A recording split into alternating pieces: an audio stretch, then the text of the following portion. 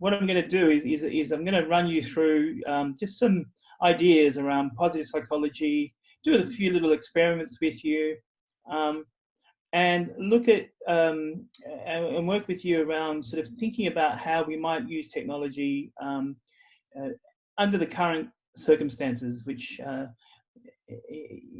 looking at you all seem to be in your study or in your home. Anyone at work in the office? No? Good. So what I'll do is I'm not sure whether to ask questions. If you want to sort of ask any questions or have any comments, I will go through this and leave time at the end so we can sort of do a Q&A if you need to. But I'm always available. I'm sitting here on my computer pretty much from morning till night. So if you ever want, Ingo, I'm happy for Ingo to give you my details, and always happy to talk, always happy to meet and chat more.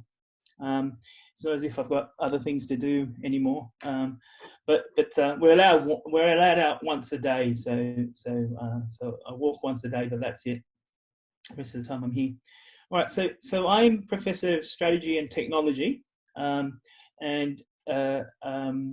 I was educated in Australia. My first degree was in social science, honours degree, majoring in psychology.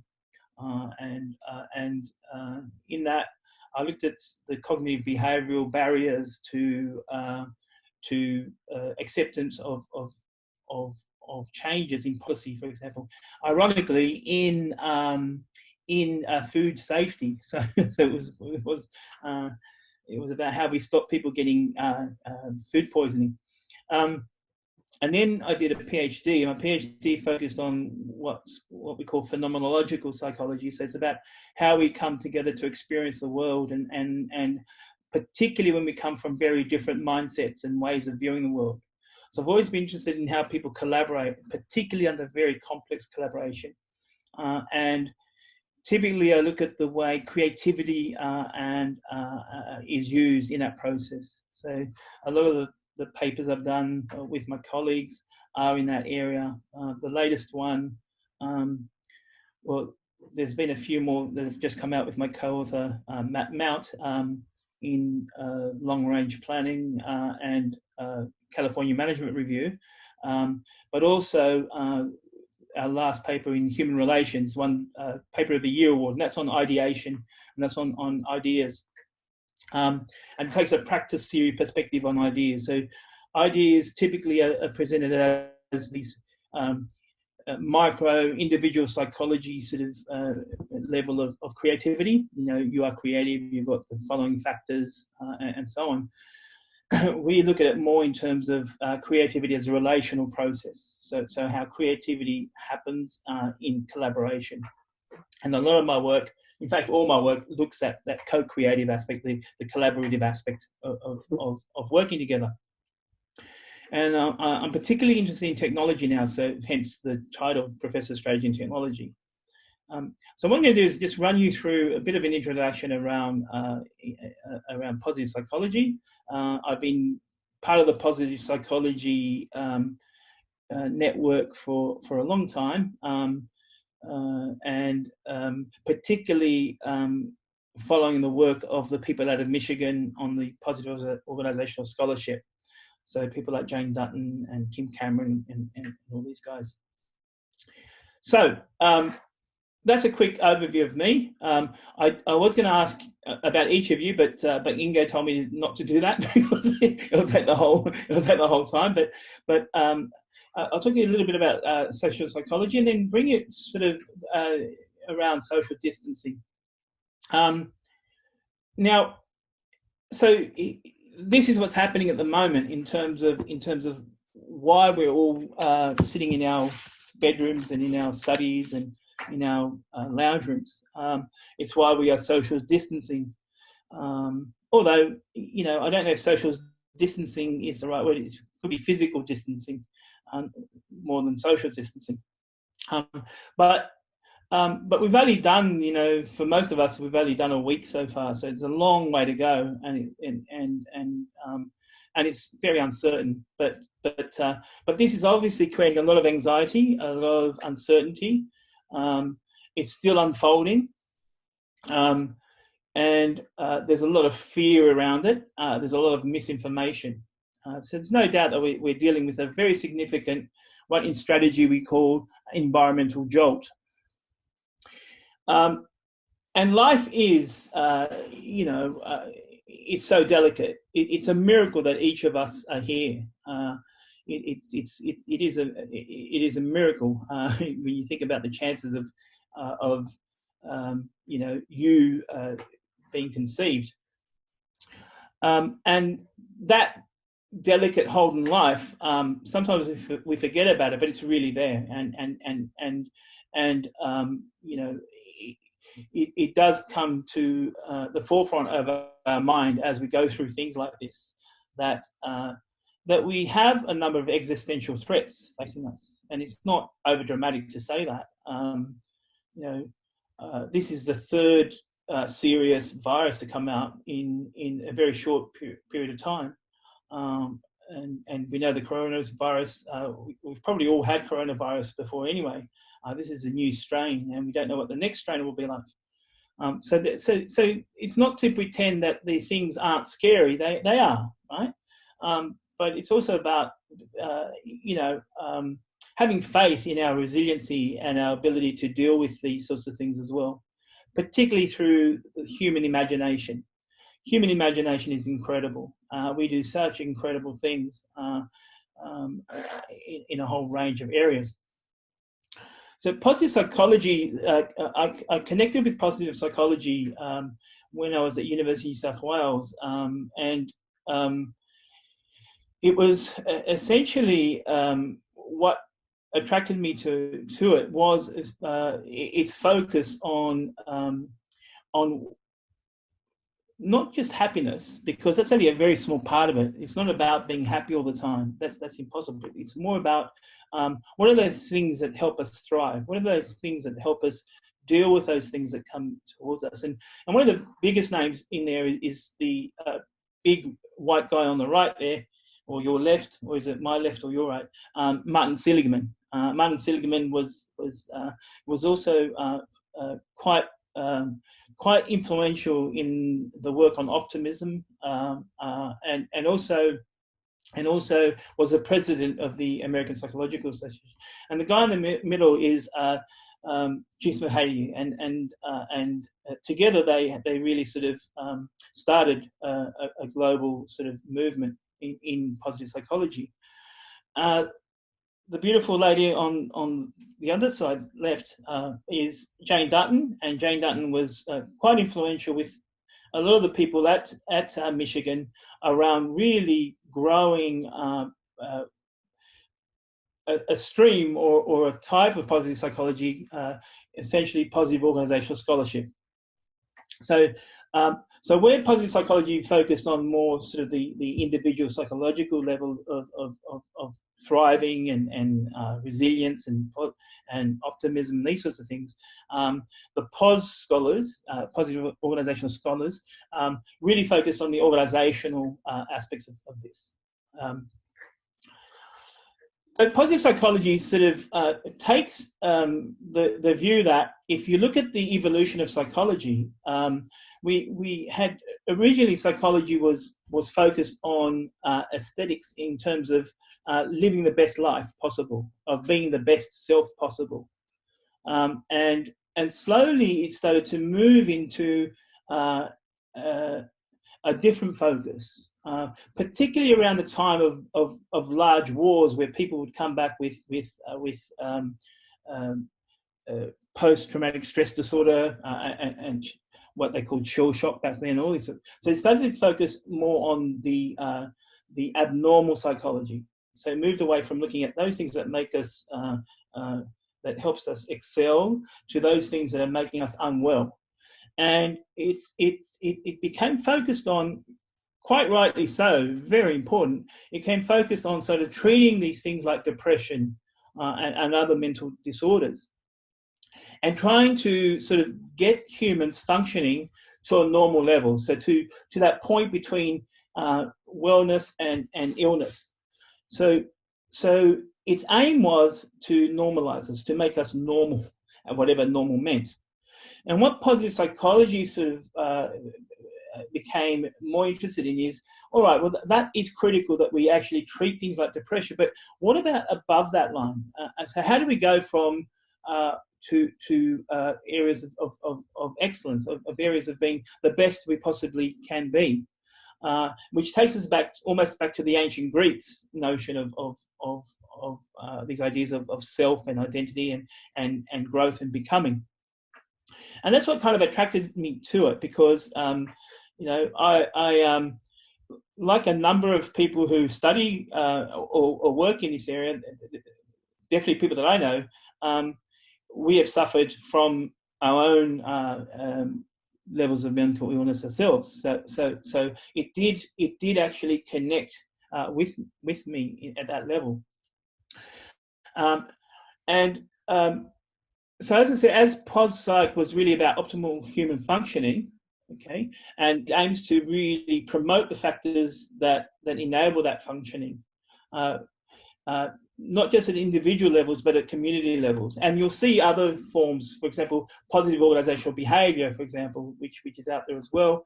But the POS really fits quite well because as an organization scholar, because it really focuses on those capabilities, processes, the organizational structures, the social structures, including the motivations and the effects of those things on meaning, on sense of self, on anything to do with sort of a sense of a positive sense of self and sense of community. And so it's unabashedly biased towards the positive, okay, yet doing it with rigorous scholarship. And there's lots of arguments there whether it is rigorous and, can you be rigorous and only focus on the positive? I'm not going to get into those debates. I believe it is a very rigorous approach, and it has enjoyed a very strong growth, a really strong community of practice as well, to the point now that there's entire streams at the Academy on POS Psych and lots of universities and organisations around the world now either teach it, research it, or practice it as consultants or as businesses. So very influential. So if you don't know much about POS, do look it up. Maybe look at the Michigan group at the Ross School of Leadership in the Positive Organizational Scholars group. So what I want to do now is start to move into a few exercises. And what I want you to think about, I'm going to learn a little bit about you, is just in the chat function, is I want you to write down 5 adjectives or verbs that describe you, but I want you to make these sort of positive, okay? And also I want them to be active adjectives, right? Things like determined or whatever, and power verbs, okay? So verbs that sort of have a bit of power. So think about them and just write 5 that would describe you, and can be related to your own personal or related to your own profession.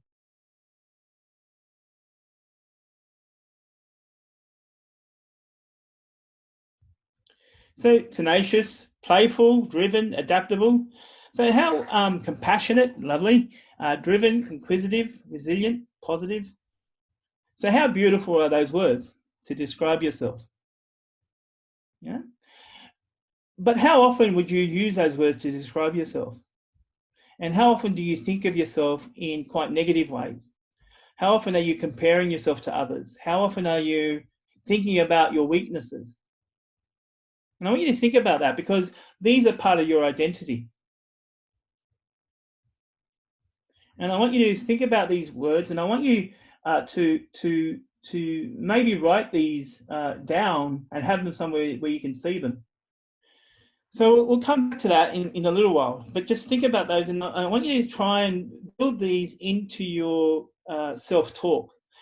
Not necessarily with others, okay, but definitely don't I'm a strong believer in never depreciating yourself to others. Never have a joke at your own expense, because I think eventually that starts to eat away at your own self-identity. This is where a lot of women do this. A lot of overweight people do this. And, you know, it is to try and hurt yourself before someone else can hurt you. And it's highly damaging. And a lot of research has shown that this is very damaging and has to stop. I want you to think about humans as amazing. You know, I have a lot of faith in humans in the sense that they explore beyond their own boundaries. They will explore other worlds beyond our own.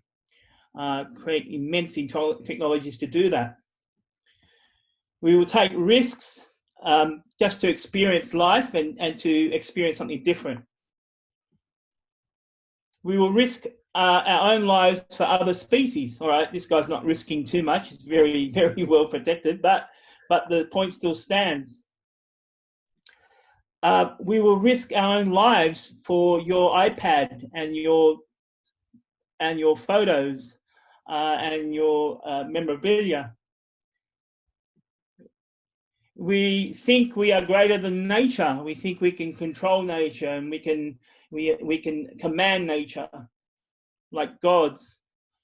But in reality, we can't control anything. Nature can wipe us out quite easily.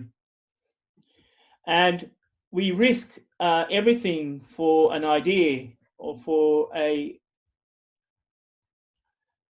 belief in something. We will spend eternity with people trying to make us the same. Okay, our institutions, we become numbers, we become standardized tests, and then spend eternity trying to work out how we're different. And that's what makes us incredible, is this quest to always become something, to always be becoming. And that's why that self-talk, that's why that little exercise I gave you before, it feeds into who you become. And you have to stop it, because it should not be part of who you become. You should be mindful of yourself. You should be cognizant of yourself and your weaknesses, but don't be your own worst enemy. There'll be enough of those out there. Now, not only amazing, we're also incredibly problematic, right? So you have people fighting over toilet paper. You have coronavirus is going. You have people totally flouting. Ironically, this is in the US when the ship was coming in. That's helping people who are suffering from coronavirus, which is just ironic.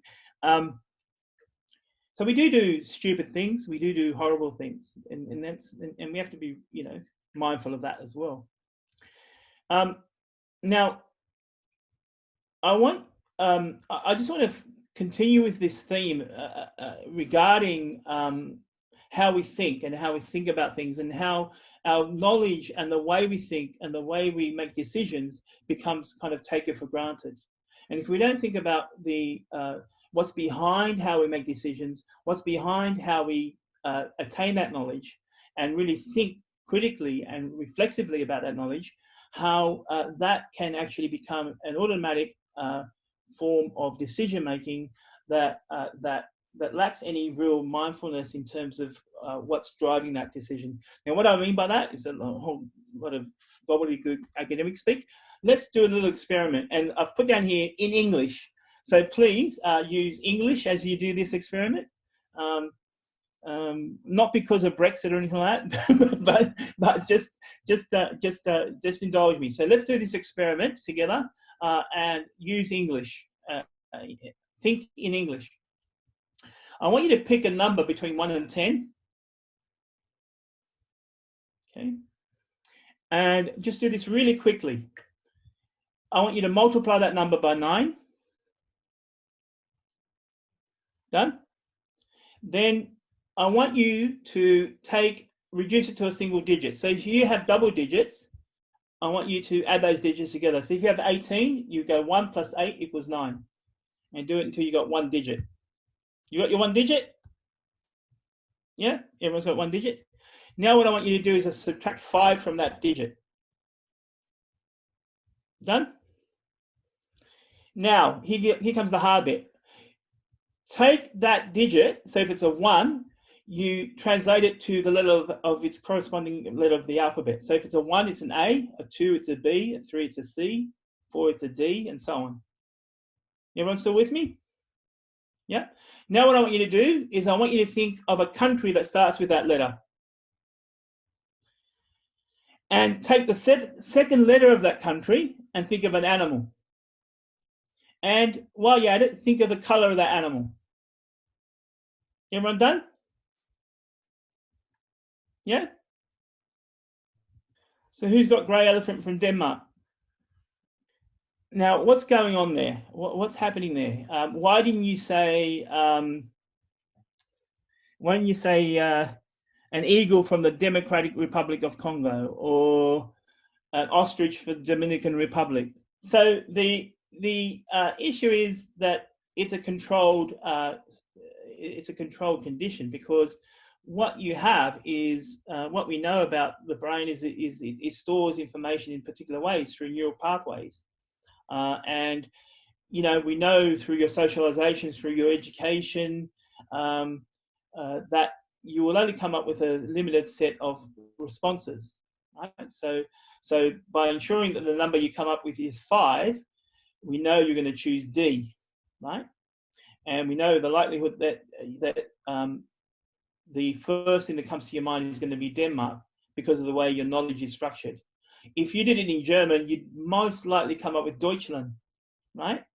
And if you were African, you most likely would come up with a different thing, for example. Okay, so that's the way the brain works, because it kind of, what's interesting about the brain is it makes decisions even before you know it. We know through lots of experiments that you've made a decision before you're even conscious of it. Okay, so the knowledge, and Daniel Kahneman writes a lot around this stuff as well, if you're interested in this sort of stuff, Thinking Fast and Slow, these sorts of books. But it's something we've known for a while, is that you can only produce the knowledge that you already have. And so this becomes important when we're trying to think about how we are creative or how we are innovative and so on, because if we are going to answer in a typical way, it makes collaboration really important, because it ensures that when we're working together, we have a greater chance of having different experiences and different ways of viewing the world. And this is why co-creation is so important and so powerful. This has so this is it. This is the human brain. And for a long time, we kind of, we didn't really know fully well how this worked. And for a long time, we had a kind of a notion that it had, it had its parts. What we thought is that particular parts of the brain do certain things, and that's it. So when you damage that part of the brain, it's game over. So, your frontal lobe would do things like processing emotion and how you feel about things. You had, over here, you had sort of language, understanding language. Here we had vision and visual processing, which would and down here you have the sort of the reptilian brain. This is the thing that every animal has, every living thing has in terms of animal. And that is why you don't crap yourself while you're sitting there. This is why you're blinking. This is why you're breathing. It's only when those things become problematic that you start thinking about them. Otherwise, you just take them for granted. But what we know is the brain is actually quite incredible. There's this thing called neuroplasticity, and when we damage a certain part of the brain, the neuroplasticity means that you can actually create, it's very difficult, but you can create new pathways. And these pathways essentially allow you to bypass the damaged part. But what that's saying is the way you're making decisions, it follows a particular pathway. And it's like if you imagine a river cutting into a mountain, the water's always going to follow that. And so when we're trying to create change, when we're trying to get you to think differently about yourself, or think differently about a situation, it takes quite a bit of work. It doesn't happen overnight. Around here is you have the amygdala. So it's based upon the Greek word. It's an almond-shaped bit of organic material, and that's where fear lives. Okay, and so in fact, there's some people that have a disorder with the amygdala, and they feel no fear at all.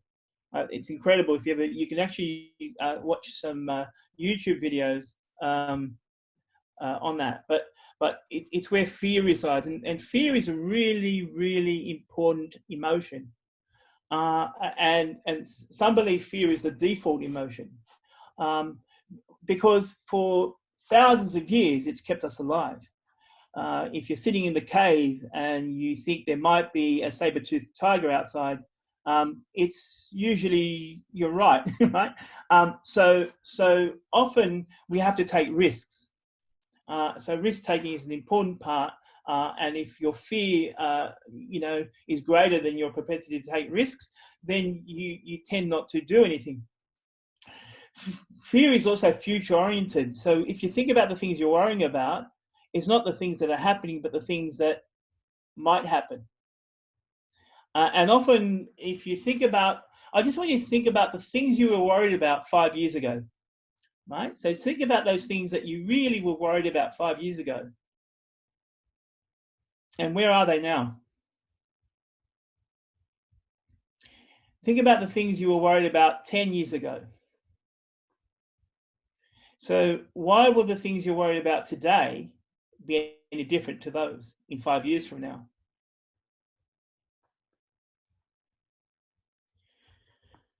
These things pass, right? And so fear is an important emotion, but once fear overtakes your life, that's where your quality of life is really impacted in quite a terrible way. So fear is a problem when you can't stop fearing things, and when it stops you living your best life possible. And so in positive organizational psychology, positive organizational behavior, positive organizational psychology, positive psychology, the organizational scholarship, these are the things that a lot of the researchers are trying to look at. How do we actually live the best life possible? And the problem is breaking our dualist thinking of good and evil. So if you imagine sort of good and evil on a spectrum, if you say there is good or evil, that person is good or that person is bad, this experience is good or this person is bad, coronavirus is good or it's bad, what's in the middle? What's in the middle of good and evil? Evil? I don't know. Devil? I don't know. So thinking in that kind of binary way, dualist way, is problematic. A lot of managers think in this way. Did you pass your performance evaluation or didn't you? Good feedback, bad feedback. The shit sandwich, the feedback sandwich. Good, bad, good, all that kind of garbage. Yeah.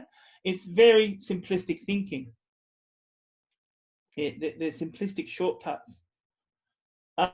So try not to view what's going on at the moment in sense of it's good or bad. It just is. And it's something that, genetically you're made up to deal with it, right? History shows that humans are resilient. But you have this tension between wanting to control things and this sort of uncertainty and freedom, right? And this is an age-old sort of debate around, control and freedom, right? So on one level, we want management and we want order, and on the other level, we want to be free and creative, right? And so what's happened with coronavirus is a lot of the things that gave us order, that gave us control, whether we liked it or not, whether we liked our manager or not, whether we liked working with people or not, those things are kind of taken away from us for a while. And that creates this, you're celebrating.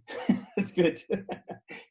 But essentially, it's taken away from us for a while, and that creates a certain level of confusion, of uncertainty, but it's also a great opportunity as well.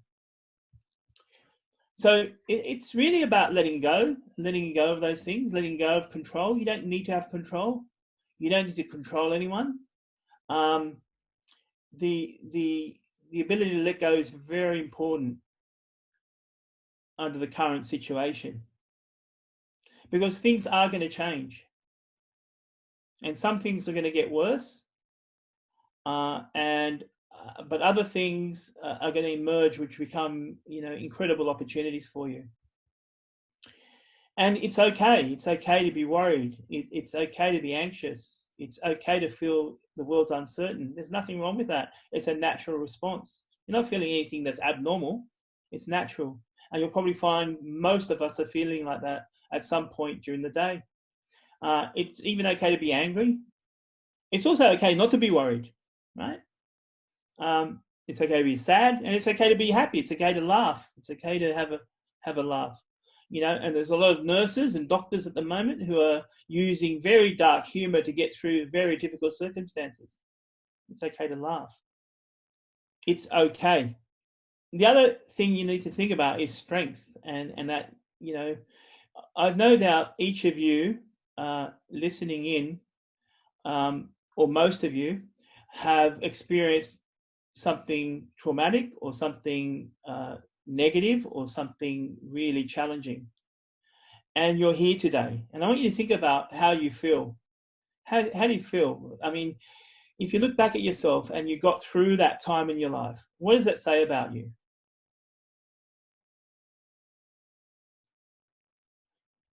What does that say about your character? What does it say about your ability to get through even shit? Okay, some of you might be a bit damaged by it. Some of you might be a lot damaged by it. But what does it say about you? And what words would you use to describe yourself? Would they be different to the ones that you started with earlier in this exercise? Now, what I want you to imagine is what would happen if every single day of your life you went through knowing that about yourself, that this is the person you are. That person who went through those challenges is you. And that person is there. And then every single day you chose to stand up tall, stand up proud, and face everything you face with that attitude. What would your life be like? What would change?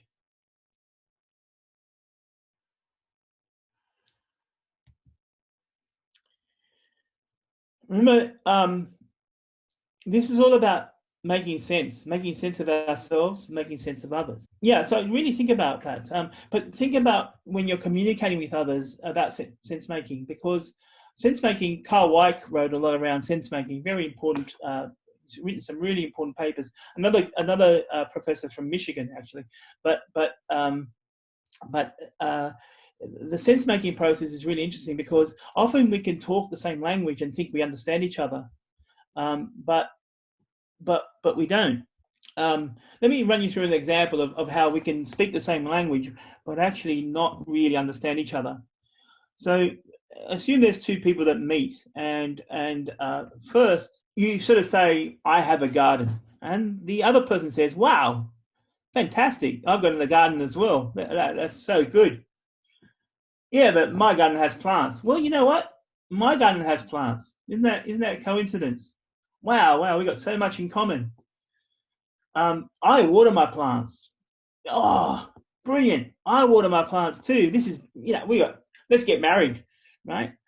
But what you're actually talking about are two very different things, right? So elements of what you're talking about might be the same, but as a grand narrative, you're talking about very different things. And so that's why communication is so important, and listening is so important. We don't listen. We've become really good at talking. We've become really good at telling. We become really good at answering, but really poor at listening. I think it was one of the ancient Greek scholars that wrote about was chastising one of his students and said, "How can you be listening to me if you're too busy thinking about how to respond?" Right. So even while people are talking, we're thinking about what to say. Right. So the art of listening is really important today, and trying to get to beyond just a superficial understanding of each other. And there's a reason for that, because there's a lot of research. We're almost done, but there's a lot of research, for example, in different areas. So one thing, how important it is to be social. So that's why I don't like the word social distancing. So I don't know if you know about the science of telomeres. Anyone know about the science of telomeres? Yes, it's telomeres. So if you look down the bottom here, that is a chromosome, and on the end of it, you'll see these sheaths, this little covering, and that's a telomere, and that stops your chromosomes from damaging and fragmenting. And what we know is that as you experience severe forms of stress and so on, those things tend to become degraded. They tend to break down. And there was an interesting study done in Norway. There's a lot of really great researchers in this area, and it's really advancing quite well as an area of research. But they were studying women and men who had, I think the study I'm talking about, they studied women, and it was women who had severely disabled children. And they involved them in the study. And when they looked at the telomere, these women's telomere were equivalent to someone 12 to 15 years older than them. Because as you age, this little red bit here in the imaging breaks down. And that's what sort of leads to aging, and also cancers and a whole range of other things that they're starting to find. So they did this study where they had these women join particular social groups, and they had to meet regularly. They would get to talk about their children. They got involved in things like, social groups, having dinners, bringing their children over. And they also got engaged in sort of dark humor with each other, making jokes about their own children that other people couldn't. And what they found is this enzyme was produced called telomerase. And what this did is it started to repair the damage on the telomere. That's incredible. And that kind of study suggests that social interaction has a healing effect. Right? There's quite a few studies that show our engagements with others, socializing and deeply engaging with others is really, really critical to our mental and physical well-being. So it's important to stay social, even when social isolating. The other thing I want to talk about is on being creative. This is one of the areas I study. And again, that's really important. And it's funny. I teach a module where I ask people, can they play instruments? Can they play a musical instrument? And they all say no. And I say, well, not all, like a lot say no. And then I say, well, are you musical? And a lot of them say no. And then we do a song together, and they start doing the drum, and they find that they are really musical, right? You can be really musical. You can be creative. You can engage. But what a lot of the research on creativity finds is that, for example, when you have people who have been diagnosed with cancer, right? When you get them to write creatively about that story, they deal better with that diagnosis, and they engage much better with their treatment. And that's really important and really helpful. Similarly, if there's the process of creativity is an important process of becoming, important process of developing your own sense of self-identity. So being creative is a really critical process that we need to stay engaged with. And that can be a whole range of different things. So in a previous life, I was an executive chef, and my creativity came through the food I would invent and design. And sometimes they were total failures, and sometimes I'd have customers throw them in my face, but other times they were fantastic. Don't be afraid to fail when you're being creative. It's a really important part of your identity and well-being. And finally, it's really about gratitude, saying thank you. And so a lot of research shows that being great, showing gratitude, even randomly, has this sort of really important spillover effect. It becomes a really contagious, positive emotion. And giving, and giving is really important because it's been shown to sort of add to your quality of life, add to your sense of meaning. So what would be really great is when we're done here, and I highly recommend you do this. I was made to do this once in a workshop, but I really highly recommend you do it, is to write a letter to someone just thanking them, and just do it randomly. And you'll be surprised what a nice little surprise that will be for them, right? I just wanted to write a quick note saying thank you for whatever, right? So essentially, a lot of the research shows that when you show appreciation for others, it has a really positive effect, not just to the person that you're giving appreciation to, but to yourself as well. And giving is another one that's really important. So I want you to think about those three things now: on being thankful and giving, and on being creative, and on being social. And I'm going to get you to do a little bit of work. Okay. Now, it's about technology. So as someone who loves technology, as a professor of technology, I think technology, okay, yes, it has a lot of negative aspects to it, and there's lots of ethical and other issues that we're going to have to deal with, particularly around artificial intelligence. And the other one not many people are talking about, which is an area I'm becoming really interested in, is intelligence augmentation. So when we actually enhance humans. But the only reason that we're still functioning as a society is because of technology at the moment. And so I want you to think about the sort of different tools for communication available to you, whether it be email, Skype, MS Teams, Zoom, whether you have a mobile phone or a laptop or a iPad or whatever you use. You can tell I'm a Mac guy, but essentially, I want you to think about the sort of technology that you have. And yes, it's both good and bad, and it's good and bad at the same time. But I want you to think about it in relation to those three things we talked about earlier. And I'm going to break you out into different rooms.